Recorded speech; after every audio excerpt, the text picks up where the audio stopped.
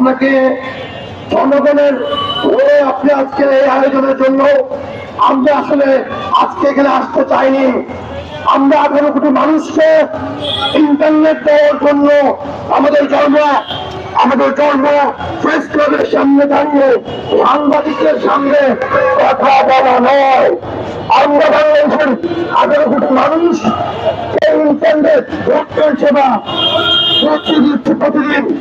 আমাদের এই প্রচার দেওয়ার জন্য আপনারা সাংবাদিক আছেন, আপনারা খুব ভালো করে এই জেনে জানেন। কারণ আপনারা আজকে যে বাহনটা দিয়ে দেখাচ্ছেন, আজকে যে সকল সাংবাদিকের যেটা সংবাদপত্র প্রকাশে সবকিছুর মূল চাবিকাঠি ইন্টারনেট। আর এই ইন্টারনেটের উপরে চাঁদাবাজি করতে যাচ্ছে একটা চালাবাজ। এরা রাষ্ট্রের শত্রু, এরা দেশের শত্রু। এদেরকে মোকাবেলা করার জন্য আমাদেরকে যদি রাস্তায় নামতে হয়, আমরা কিন্তু পিছু পা হব না। আমরা 10 লক্ষ কর্মকর্তা কর্মচারী, 2500 আইএসপি আপনাদের মাধ্যমে বাংলাদেশ সরকারকে স্পষ্ট ভাষায় কাজ দিতে চাই। আমাদেরকে রাস্তায় নামাবেন না। আমাদেরকে রাস্তায় নামালে সেটি ভালো কোনো কাজ হবে না। সারা পৃথিবীতে যেভাবে ইন্টারনেট প্রত্যেকটা অফিসকে প্রত্যেকটা পথে রাষ্ট্র নিরাপত্তা দেয়, আমাদের সরকারের কাছেও আমাদের দাবি আমরা সেইভাবে নিরাপত্তা চাই। যেভাবে আপনাদের সামনে মেট্রো রেল আছে, জাতীয় গুরুত্বপূর্ণ তাকে আখ্যায়িত করা হয়। ইন্টারনেট একটি মৌলিক অধিকার। এই অধিকার জনগণের অধিকার। এই অধিকারকে যারা ধ্বংস করতে চাচ্ছেন তাদের সাথে কোনো আপোষ নয়। আমরা দেখতে পেয়েছি মোহাম্মদপুরের সন্ত্রাসীর মাধ্যমে ইন্টারনেটে নৃশংস কিভাবে ভাঙচুর করা হয়েছে, কিভাবে হাজার হাজার লোক ইন্টারনেট ব্যবহার করতে পারে নাই।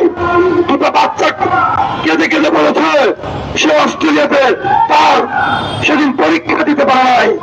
ব্যাংক বন্ধ হয়ে গিয়েছে, অনলাইন বুথ থেকে টাকা উঠাতে পারে নাই।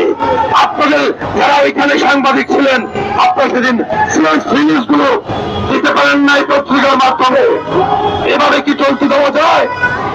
চাঁদাবাজের ঠিকানা এই বাংলায় হবে না। আমি আরো চাঁদাবাজ থেকে সাবধান করে চাই। আমরা যদি জেগে উঠি, আমরা যদি আইন বুঝে হাতে তুলে নিই, তখন কিন্তু দায় দায়িত্ব সরকারকে বহন করতে হবে। আমরা আজকে আপনাদের মাধ্যমে সরকারের কাছে কর্তৃপক্ষ কথা বলতে চাই। আমরা আপনাদের কাছে চিঠির মাধ্যমে, ভাষার মাধ্যমে এখন পর্যন্ত পদক্ষেপগুলো গ্রহণ করছি। আগামী 48 ঘন্টার মধ্যে যদি আপনারা চট্টগ্রামের সকল সন্ত্রাসীকে গ্রেপ্তার করতে ব্যর্থ হন, তাহলে জাতীয় পর্যায়ে ফেসবুক বন্ধের মাধ্যমে আবার আমরা জাতির কাছে যাব। তারপরে যদি না হয়, আমরা একটির পর একটি পদক্ষেপ গ্রহণ করব।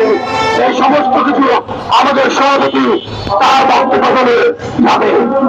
আমি শুধু বলবো, জরুরি সেবা বলে এটা কি শুধু কাজের কাজ নাই বলবেন এমনটা হলে আমরা ইন্টারনেট ব্যবসা করতে পারবো না।